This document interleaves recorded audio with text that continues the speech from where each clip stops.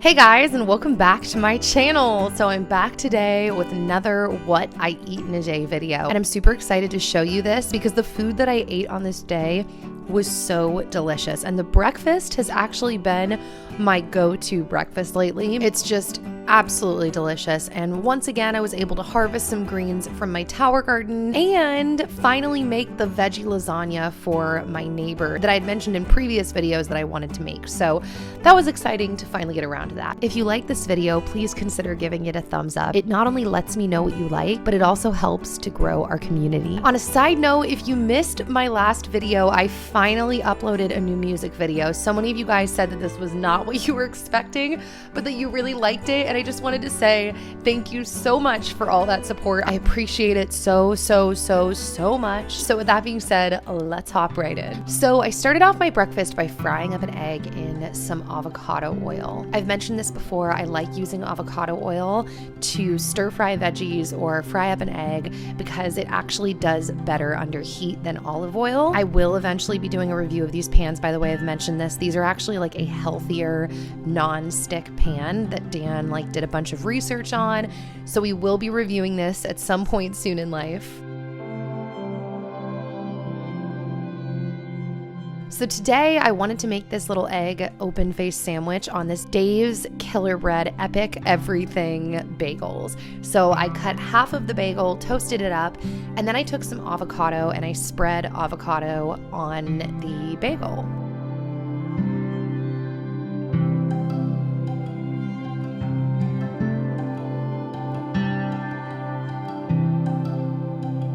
Once I had a nice thick layer of avocado, I took my Trader Joe's Everything But the Bagel seasoning and I applied a hefty amount of that. Side note, Audrey Roloff actually sent this to me to celebrate the launch of her and Jeremy's new book, and I just think it's so cute, so I thought I would show it to you. Then while my egg was finishing cooking, I cut up a pear. You guys know that pears are one of my favorite fruits. I love the consistency of a good ripe pear. It's kind of like sandy and melts in your mouth, and I just think it's amazing.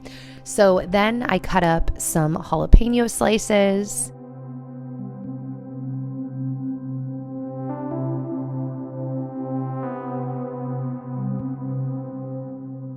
I added those to my bagel, and then I put my fried egg on top. I cut some cheddar cheese off of my cheese block and I added that to the top of the egg.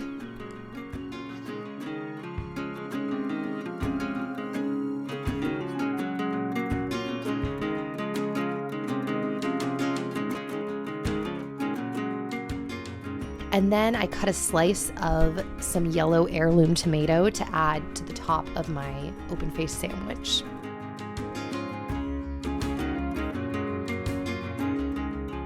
Next up, I put a ton of pepper on top because you guys know that I think that pepper and tomato were made to go together.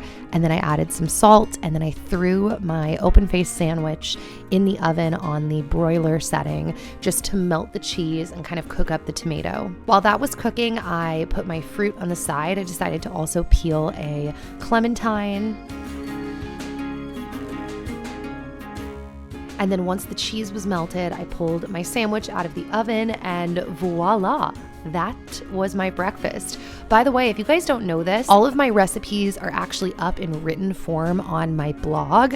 I feel like I don't talk about that very much, but for those of you that like having written instructions, that's all up there. I feel like my cooking is not very precise, but like I said, some people prefer having written directions, so you can check that out on my blog.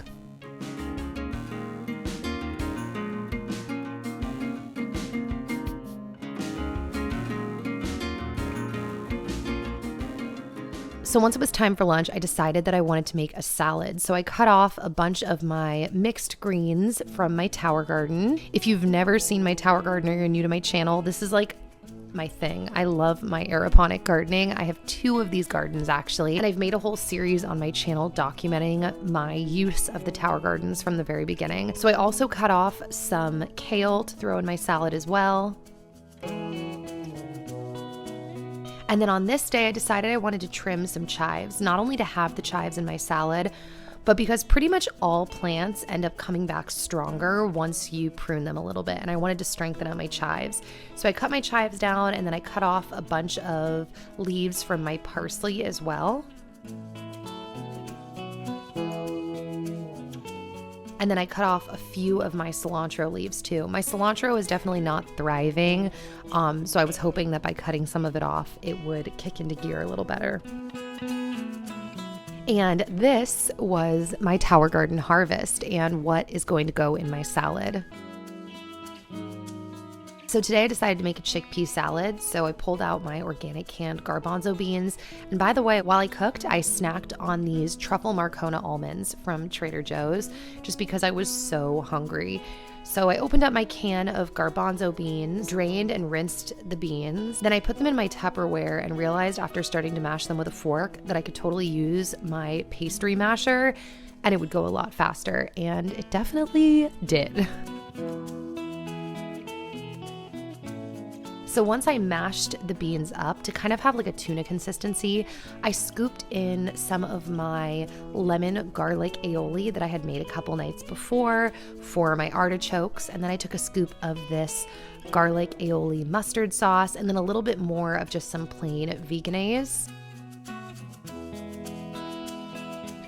Then I rolled out my lemon, cut it in half, and added the juice of the lemon to my chickpea salad. You guys know I say this all the time. I will do anything to add lemon juice to anything. Every recipe, in my opinion, can benefit from lemon juice. It's not only high in vitamin C, but also it's delicious, and I think it balances out so many different flavors. So then I cut up some apple slices and just diced them into little chunks to add to my salad as well.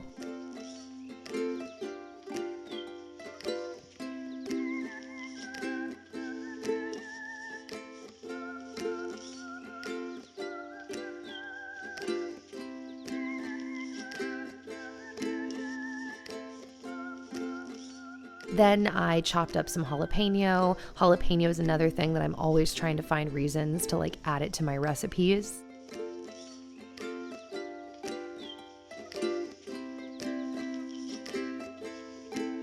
Then I took some sweet white onion and diced that up into little pieces as well to throw into the mix.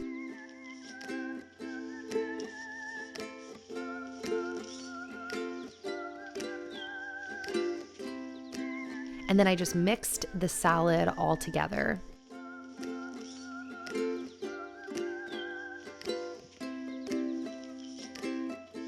Last but not least, I added some salt and some pepper. Why do I like saying pepper that way? I don't know. We'll roll with it.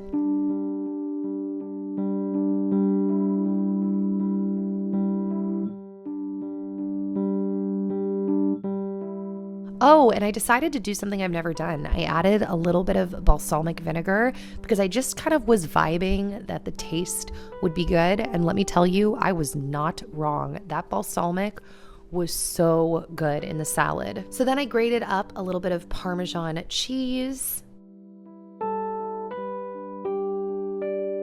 And then I chopped up some cherry tomatoes.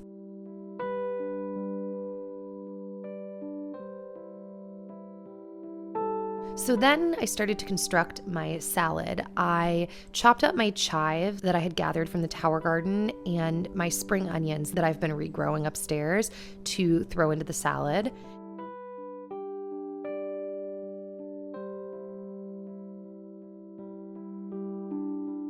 Once I chopped those up, I pulled out my parsley because I didn't want as much parsley as I'd gathered, I decided. So I pulled that out. I chopped up my greens for my salad.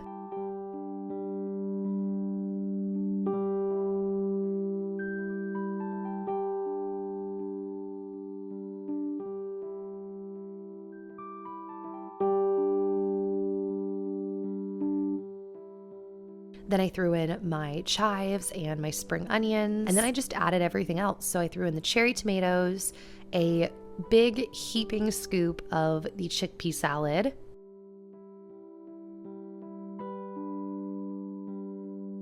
the Parmesan cheese,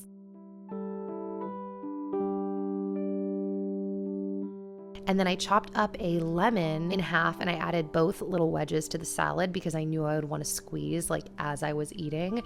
And then I added a little bit of olive oil as well, just for some extra dressing. And then I topped it off with some crunchy sea salt. And oh my gosh, this salad was so good. I cleaned every single drop from my dish. By the way, on the side, I decided to have some of this fire roasted garlic tomato salsa from Trader Joe's with some of these Siete grain-free tortilla chips.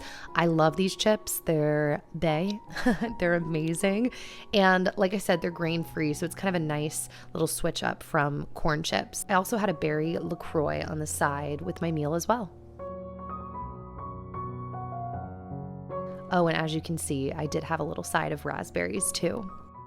After I was done eating, I decided I wanted something a little sweet, so I had one of these oatmeal chocolate peanut butter protein balls that I had made the day before. I've made these before in a video, but if you want the recipe, it should be up on my blog. So once dinner came around, it was time to make veggie lasagna. Not only the veggie lasagna for my neighbor, but I decided since I was going to be cooking, Dan helped me so much with all of this, that we should make some veggie lasagna for ourselves as well. So we had too many veggies to fit in one pan, so we divvied everything up amongst two pans. Seriously, shout out to Dan, by the way, because my back was killing me on this night. So he did like all of the chopping, a good chunk of the cooking. He loves to cook as well, but like I'm just watching this thinking like, man, thanks, Dan. So he just kind of stir fried everything up in a little avocado oil, and then I added some of this crushed red pepper to the mix as well, and just kind of kept stirring everything as it cooked. Then once everything had a little bit of a chance to kind of cook down, we added in some crushed garlic. We don't like to add that at the beginning because we feel like it kind of burns the garlic, so we throw it in closer to the end.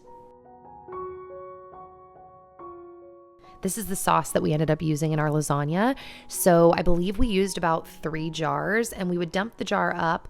But then when you dump tomato sauce, this is probably very obvious, there's always some left and it bothers me. So I like to fill up some water in my jars and shake it up and then dump out the rest of the tomato sauce, because it is actually insane how much extra sauce you can get out of your jar that way. These are the noodles that Dan picked out for the lasagna. And then we also like to use this tofutti better than cream cheese spread in the lasagna as well. So once our veggies were done cooking and our sauce had simmered a little bit, it was time to construct the lasagna. So we started off by putting a layer of sauce on the bottom, and then it was time to line up the noodles.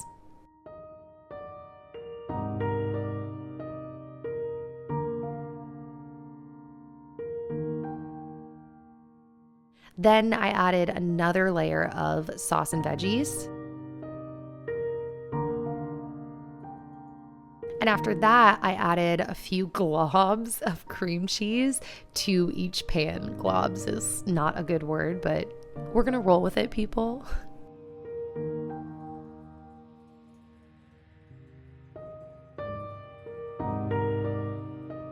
Then I added another layer of noodles.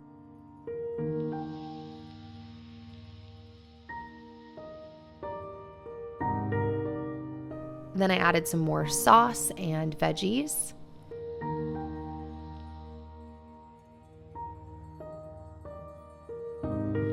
And then Dan had grated up a bunch of cheese. I'm actually not sure what kind he bought because he did it when I wasn't there and he couldn't remember what he had bought and grated, but he grated it up. And so I sprinkled some of the cheese on this layer.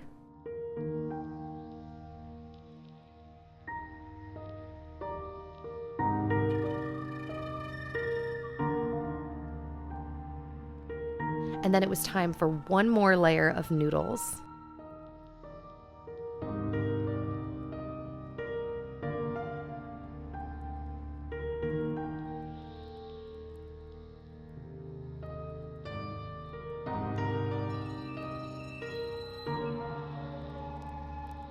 Bowser really wanted that lasagna, but sorry, Bowser, lasagna is not for you, and it's not cooked yet. So then I threw some more sauce on the very top, and you really want to be generous when you're making lasagna with your sauce. Nobody likes dry lasagna, and one of the main secrets is just to really go overboard on the sauce. And actually, in terms of reheating lasagna, kind of a side note and jumping ahead, adding more sauce to your lasagna when you reheat it is like the trick to make reheated lasagna taste amazing.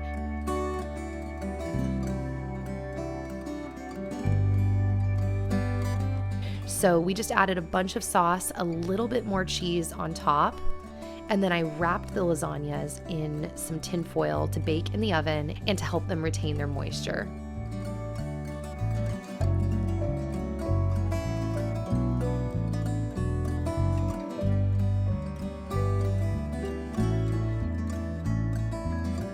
So I cooked my lasagna at around 400 degrees for about an hour. I had to go to Bible study, so Dan kept checking the lasagna with a fork, and once your fork can go easily through, it is complete. Now, fast forward to the end of the night. This is much later. We had already eaten our lasagna, and for leftovers, we decided to do some mini slices and put them in little Ziploc baggies to freeze. Now, this works amazingly. I've already had leftovers from this, and we're going to have some tonight. You literally just let it thaw on your counter so you can get it out of the bag, and then you stick it on a pan and bake it in the oven. Maybe add a little bit more sauce to the top, wrap it in tin foil, and it reheats brand new. And honestly, I kind of maybe even think it's better when it reheats because the flavors have really had a chance to sit. Yeah, guys, that is it for this video. I hope that you enjoyed it. I hope that it inspired you and gave you food ideas. Don't forget to check out my info box if you've made it this far, because I do secret, semi-secret, not so secret giveaways for all of you that make it all the way to the end of my videos and check out my info boxes just as a way to say thank you. I appreciate your support so much, and I will see you back here hopefully soon with another new video. All right, bye guys.